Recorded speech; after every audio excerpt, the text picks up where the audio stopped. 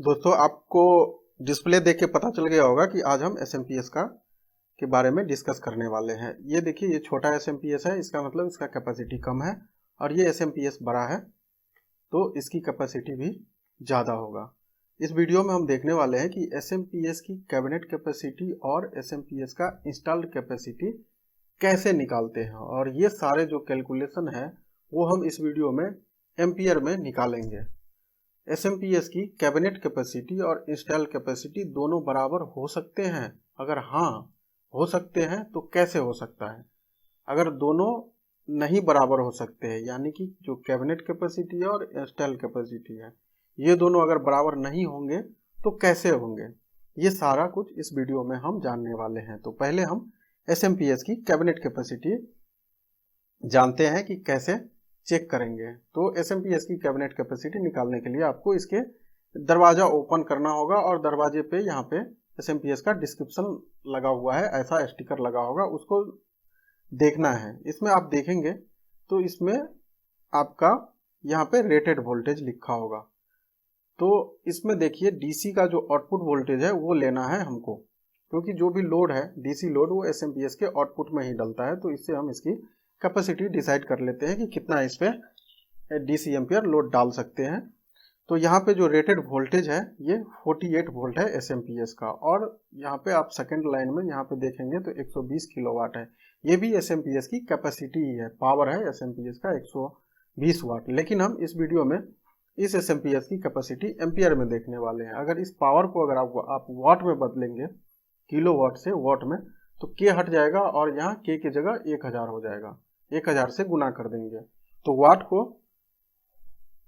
में जब हम कन्वर्ट करेंगे किलोवाट को तो 1000 से मल्टीप्लाई कर दिया जाता है। तो यहाँ पे पावर हो गया इसका 1000 वाट, और एम्पियर हमको निकालना है। तो फार्मूला हम ये यूज करेंगे P=VI।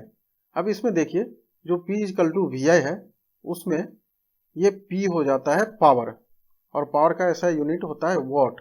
तो ये हमेशा ऐसा यूनिट के फॉर्म में हमको ले जाना पड़ता है इस फॉर्मूला में डालने के लिए। तो अगर किलो वाट है पावर तो उसको वाट में हम कन्वर्ट कर लेंगे। V हो जाता है वोल्टेज और I एम्पियर।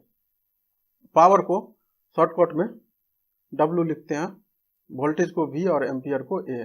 तो यहाँ पे वोल्टेज हो गया 48 वोल्ट और पावर 120 किलोवाट, और I हो गए एम्पियर जो हमको निकालना है। तो इस फॉर्मूले में हम वैल्यू भर देंगे। तो P का वैल्यू है 120 किलोवाट, वोल्टेज है 48 वोल्ट, और एम्पियर हमको कैलकुलेट करना है। अब इसमें सबका वैल्यू को रखेंगे, ठीक है। ये 120 किलोवाट हो गया, और यहाँ पे हमको I निकालना है। तो ये 48 को इधर ले जाएंगे, और जब इस तरफ ले जाएंगे बराबर के इस तरफ, तो ये इसमें भाग लग जाएगा, बटा में आ जाएगा 120 किलोवाट बटा 48 वोल्ट। अब इसको हम क्या करते हैं, किलो को हटा के वाट में बदल लेते हैं। तो वाट में बदलने के लिए 1000 से मल्टीप्लाई करना होगा, और जो ये पावर है पावर को वोल्टेज गुना एम्पियर हम लिख देते हैं। इस फॉर्मूला में आप देखेंगे तो पावर बराबर VI है, V वोल्टेज और I हो गया एम्पियर, इसलिए W को हटा के हमने V इंटू A कर दिया। अब इसमें देखिए ये यहाँ भी V है यहाँ भी V है, तो दोनों कट जाएगा। अब बच गए 120 गुना 1000, और 120 को 1000 से गुना करेंगे और 48 से उसमें भागा दे देंगे, तो ये 2500 एम्पियर हो गया। तो इस SMPS की कैबिनेट कैपेसिटी हो गया 2500 एम्पियर। यहाँ तक आपने सीख लिया SMPS की कैबिनेट कैपेसिटी कैसे चेक करते हैं।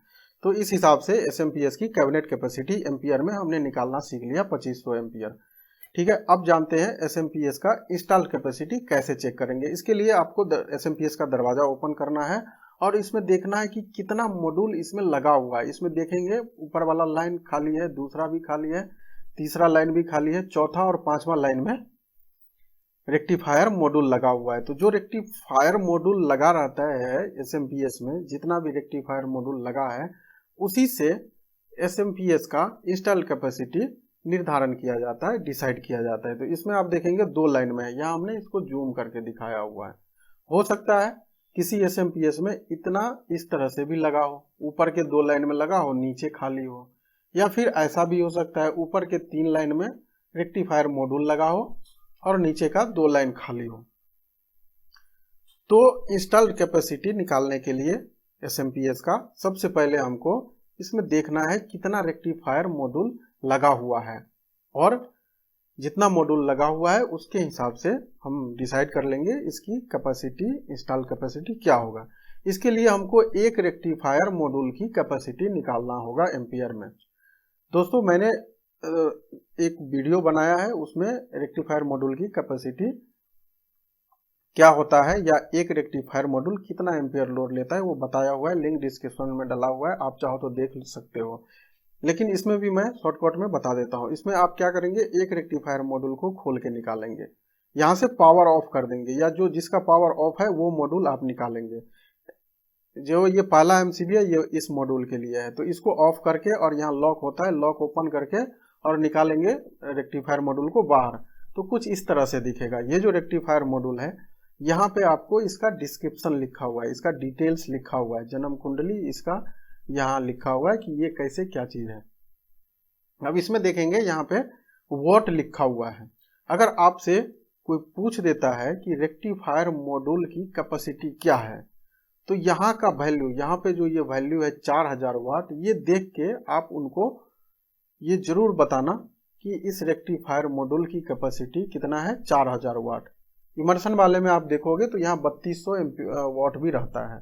तो ये डिस्क्रिप्शन देख के आप उसको फुल कॉन्फिडेंस से बता दो कि ये रेक्टिफायर मॉड्यूल 4000 वाट का है। लेकिन आपको एम्पियर में पूछ देगा, तब क्या होगा, एम्पियर में इस पे नहीं लिखा हुआ है, तो वही आप इस वीडियो में देखेंगे कैलकुलेट करना। तो यहाँ से हम पावर ले लेंगे